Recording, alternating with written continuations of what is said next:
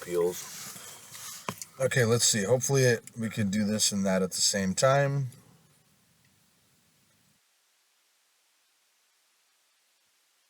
Fit for human consumption, right? Be still running. So anyway, we did want to add in that with all the doom and gloom that we're talking about, it really is amazing technology these days that's going on. The big AI thing, you know, lots of improvements, lots of we really are optimistic and positive in the world and hope get all these things done. And we're just spreading awareness, doing our best, addressing the current issues of the times. What else can we do? So at that note, I guess we'll just continue on, huh? So, I guess just from starting, can you tell us a little bit about your story and how you became homeless? Well, I was always kind of active, athletic. I'm not gonna say I knew much because I guess for the first almost half of my life now I was up in a sort of broken home. Um, parents were on drugs, whole 9 yards. The system pretty young and broke my leg. Got addicted to the pills. Quit taking those. Came back. Went to a festival with a friend and smoked opium at that festival. Put it in my pot pipe, and when I came back, I decided I needed to keep doing it because I was sick, and all he had was heroin, and ended up, losing a lot of money. I had my identity stolen. Lost like $15,000 overnight. Chase Bank didn't help me at all. It was totally illegal, and yeah, I guess that's around the time I first went on the street. I picked myself back up. I wasn't there for long. I was starting to build my life back up again, and I just kept. I had so many resentments and I had so much anger that it would never have worked for long. So I guess legal system has a huge part of me being homeless too, but it's basically, I guess I'd say, just because of drugs and injuries and just bad circumstances and bad environments. Kind of a perfect storm, and things you do and see while you're on the street, they add to your trauma and your neurosis. So it's not easy to get out of that situation either. And a lot of people actually enjoy the lifestyle. I don't know anything better.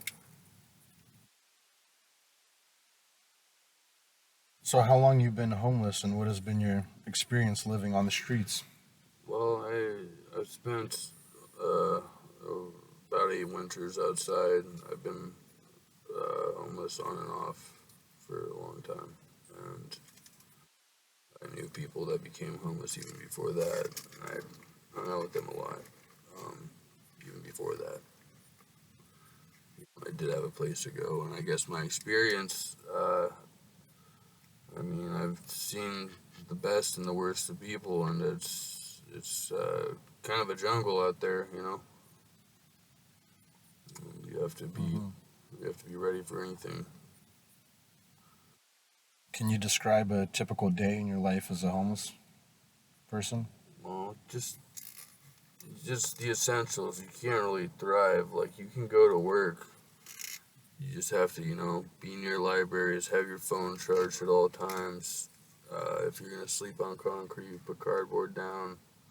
There's you just have to tend to the basics, you know. I wouldn't really steal much as a homeless person. I just, you know, I'll get food any way I can. And you have to make sure your phone's charged, or try to find a way to get a phone, and you have to really try to work.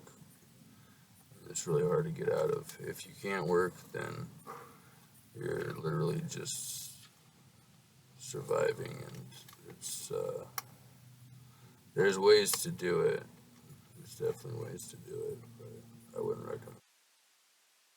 Have you been able to access any resources or support while being homeless? I If found, so, I mean, there's food stamps. I found some things. Yeah, I found some shelters and some programs. it's good that there's some programs out there. What are some of the biggest challenges you face on a daily basis? I mean,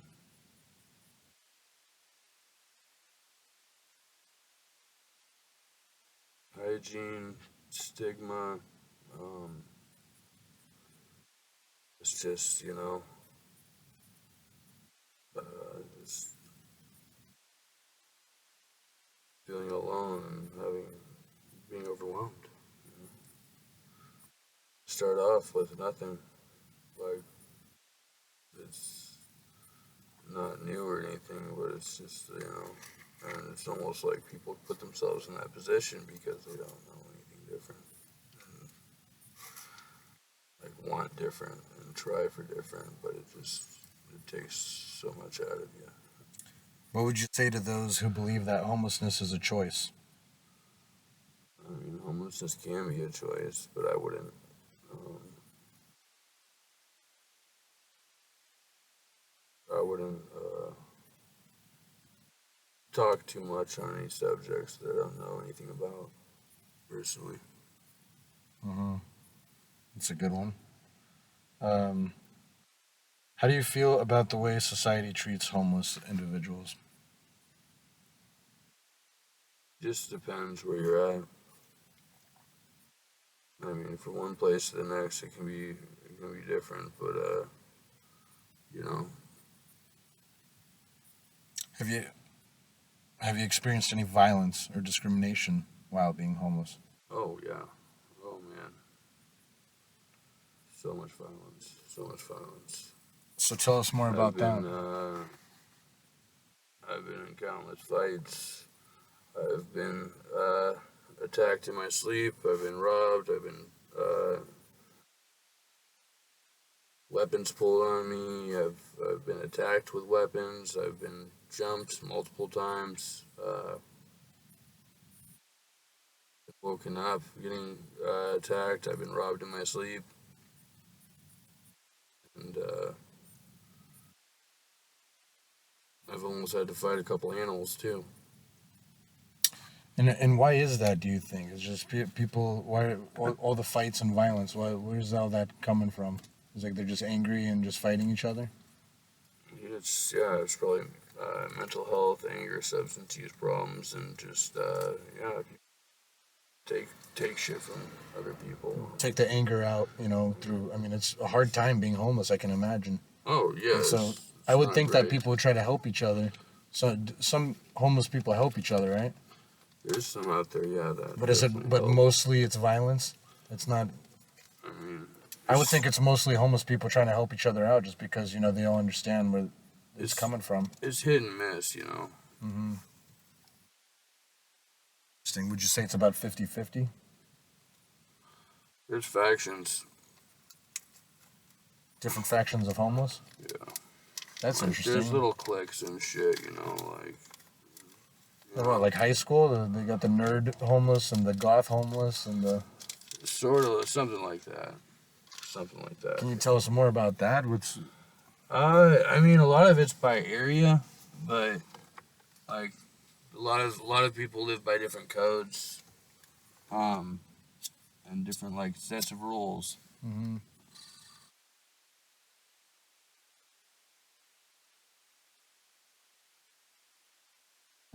What are your hopes and goals for the future, and what do you think needs to happen for you to achieve them? Well, no, I just want to I definitely just want to stay out of jail, stay out of prison, and you know, get get off the street and maybe settle down one day and just have a good, calm life. You know, a good family life, and just work a 9 to 5 and come home and have a dog and a wife. And, some people that I can talk to. I don't want it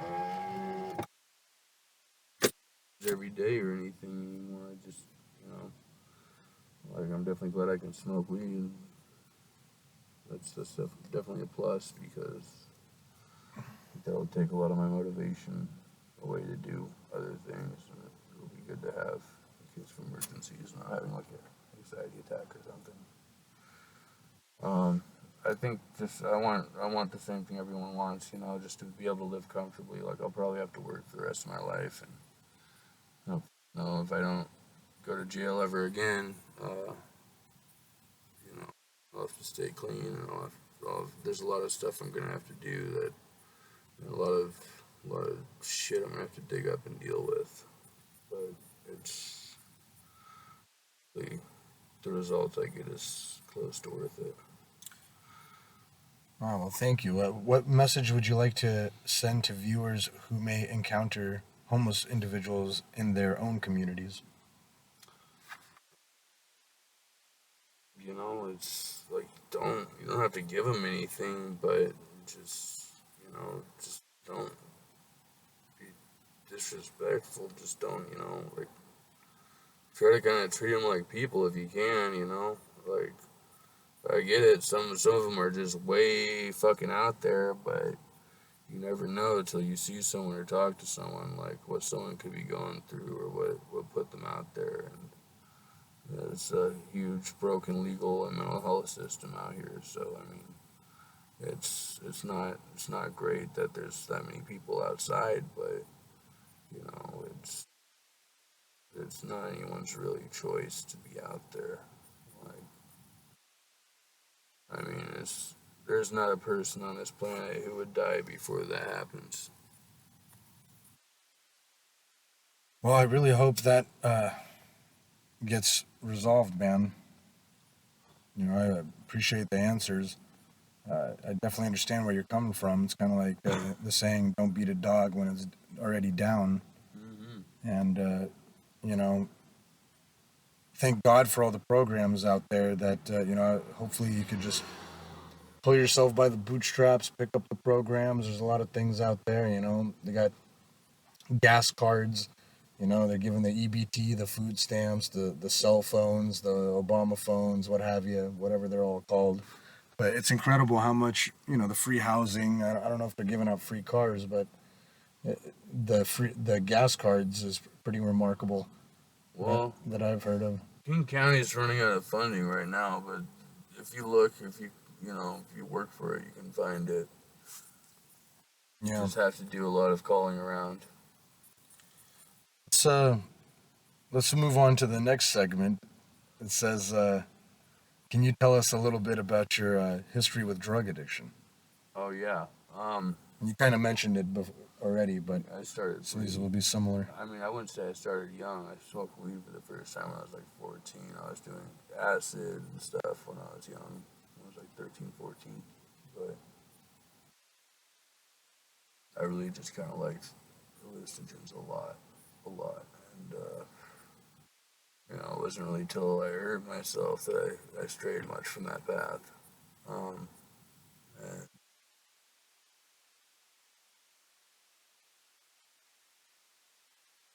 then, I kind of became obsessed with making up for lost time, and I became hooked on stimulants, and became a meth head, and my drug of choice has shifted. I've been addicted to like almost every drug there is. Like, my drug of choice has shifted so many times from like spice, like to like alcohol, meth. Uh,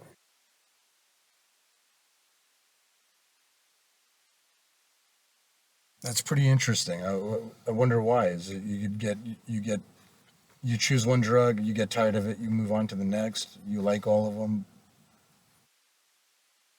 Alcohol was particularly rough on me. Um, I don't know. I don't know what it is. Like meth anymore. I don't even really like stimulants.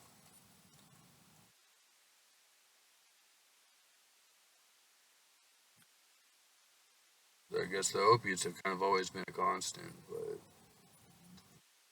always the main thing.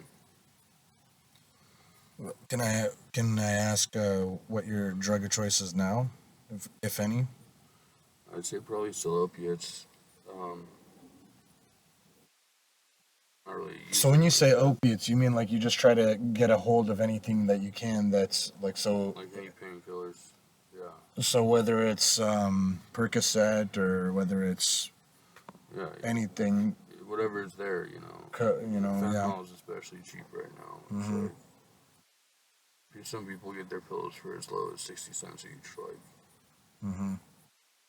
some make them Wow. and get them for cheaper than that. It's crazy. How has your addiction affected your relationships with family and friends? Oh man, not very well. Well, uh, girlfriend had to move to Texas because she couldn't afford to stay here, and she was tired of my fucking bullshit. I kept using, and so there's friends that don't talk to me anymore. I've got family that doesn't really like associate with me. It's a nightmare. Have you ever sought professional help or treatment for your addiction? Yeah, If so, can you tell us about your experience? I've been to like probably 7 or 8 different treatment programs. Um, some of them were good, and some of them weren't. Uh, Good ones are especially good, and I usually stay clean for quite some time after I leave them. I get time to work on my underlying issues. If I'm set up, a place to go, and if I can start work right away, it usually results in success, at least for a while. So it works for a little bit, but then you end up just going back to the same thing, huh? I don't know why. I don't know how to live. I get overwhelmed. I don't know how to live anymore. Self sufficient. I need to work my way back into it. Can you describe a typical day in your life when you were actively using drugs? Yeah, yeah. Um,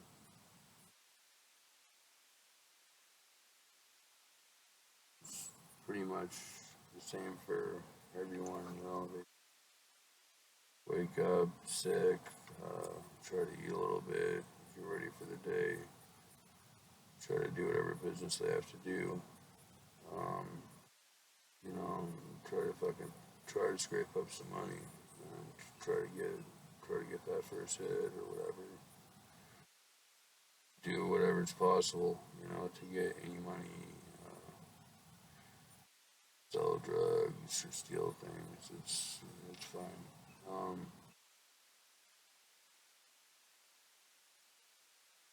do that for a while.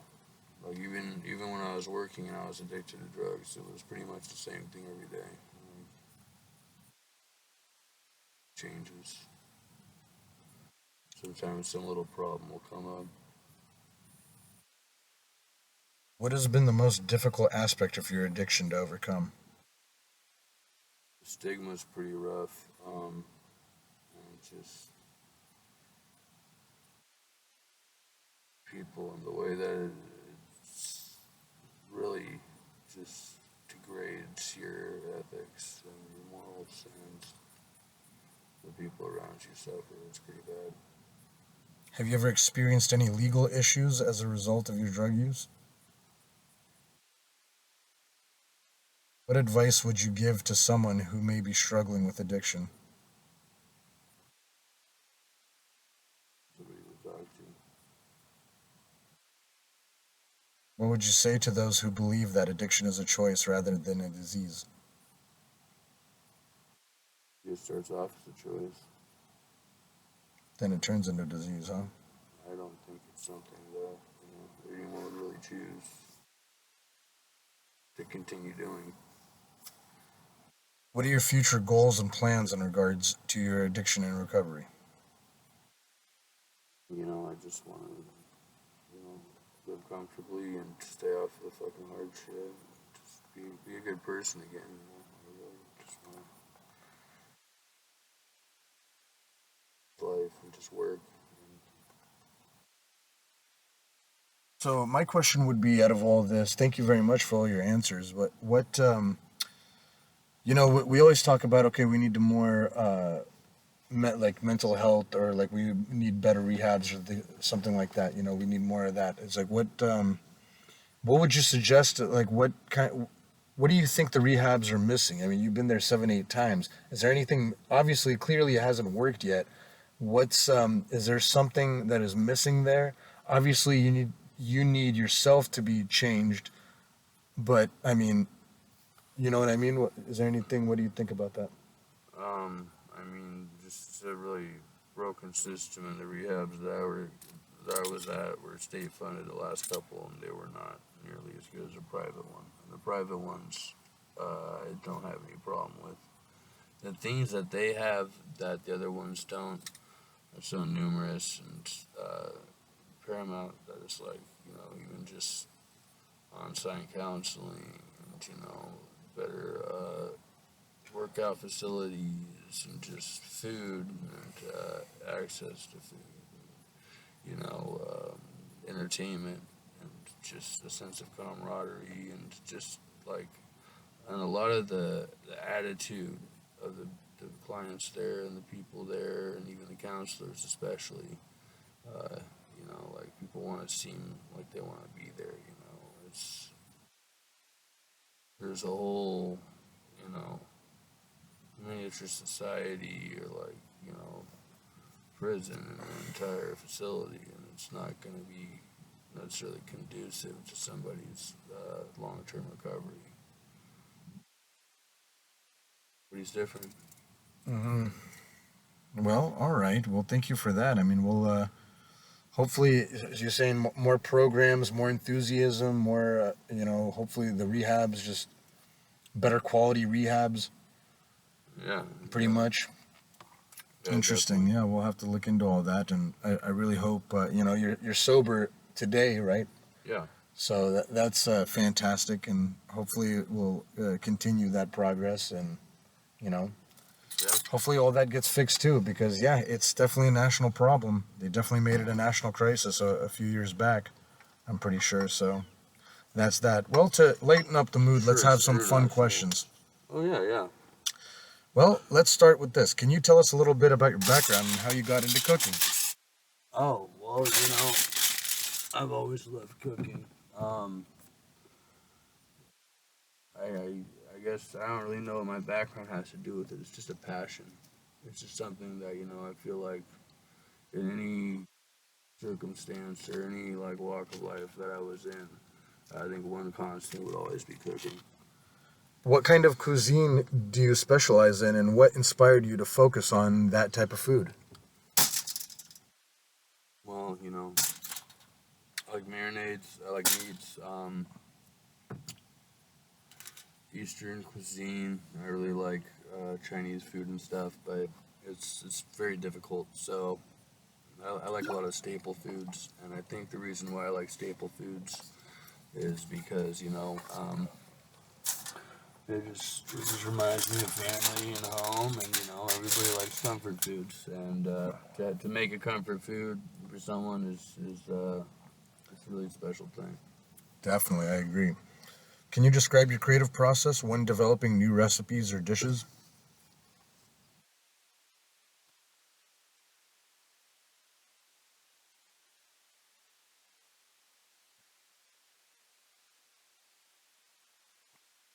Yeah.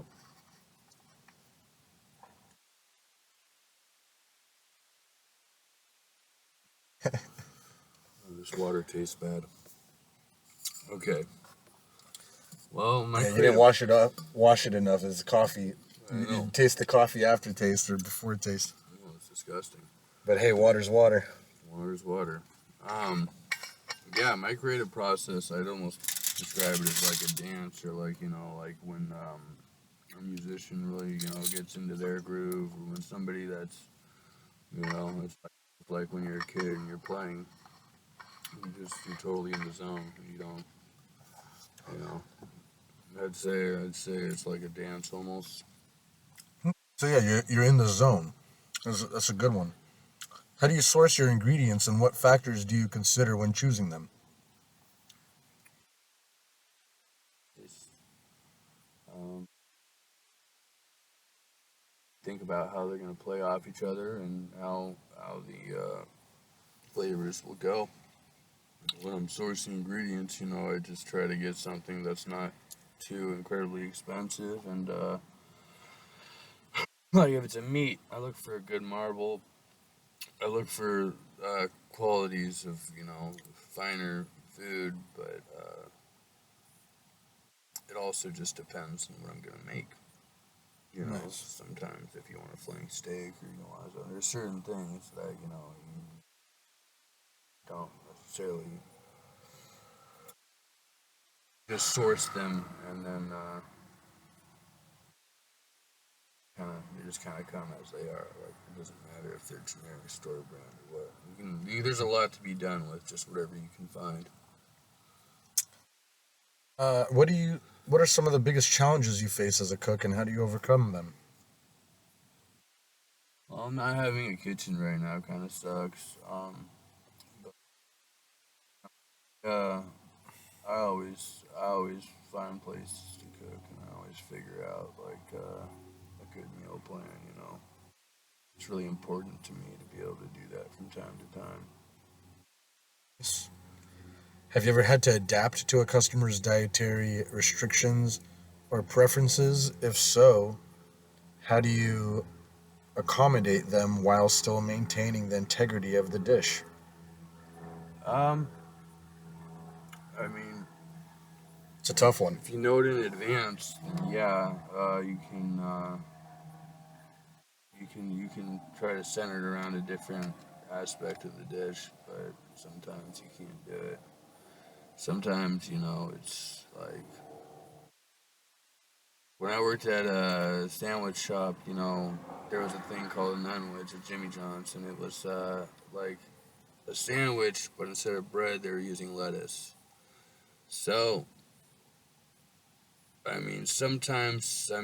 don't know. I haven't tried it. I'm sure it's good, but sometimes you can't really save the dish. Hmm. It's like it depends on what kind of request you're getting. Like something simple, maybe like no salt, or like something like, oh well, you know kosher or halal or something. That's something you can work with. But if it's like one of these like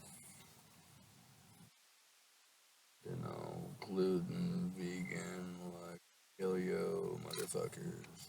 Just like, well, how about you just tell me what you want? Like, do you want a piece of lettuce? Like, are you gonna pay 6 bucks for that? Cool. Like, I don't care, you know.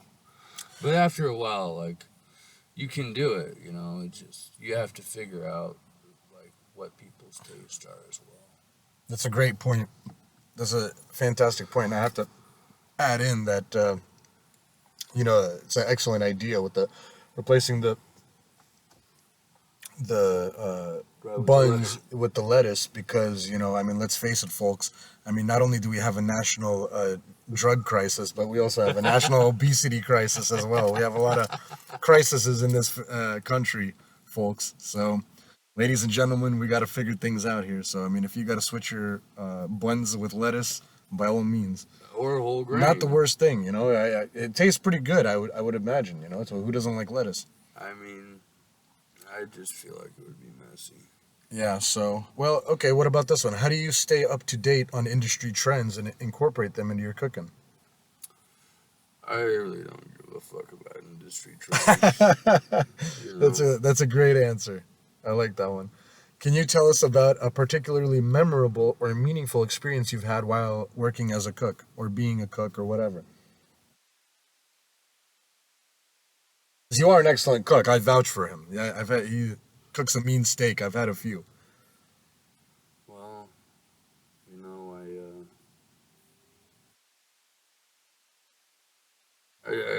it's really hard to develop a good marinade and sauce for teriyaki, and not everyone has a good one. Got some secret marinara. I've got something. I've got something up my sleeve, man. Nice. I got some good teriyaki. So there you go, folks. If you ever want a special recipe straight from the man, you'll have to contact him. Dante the man over here. Oh yeah. So, can you tell us about particularly? Oh yeah, we already said that. What advice would you give to aspiring cooks or chefs? I mean, even if you don't want to do it for another person as work, just still never give up on your craft, because it's one of those things you gotta keep boning up on. Like if you're a good cook, then you have it. Like you always kind of have it, but you can always do better, and it's good to practice. Especially if that's what you love to do. That's a passion. You definitely go with it. Me myself, I'm like a caveman. I'll just cook it and eat it. I got to move on. But if there's some people that are really good with what they do, and you got the spices and the special sauces and the secrets and this and that, and it's pretty amazing. You turn a 3-star into a 10-star. Oh, thank you. So I try.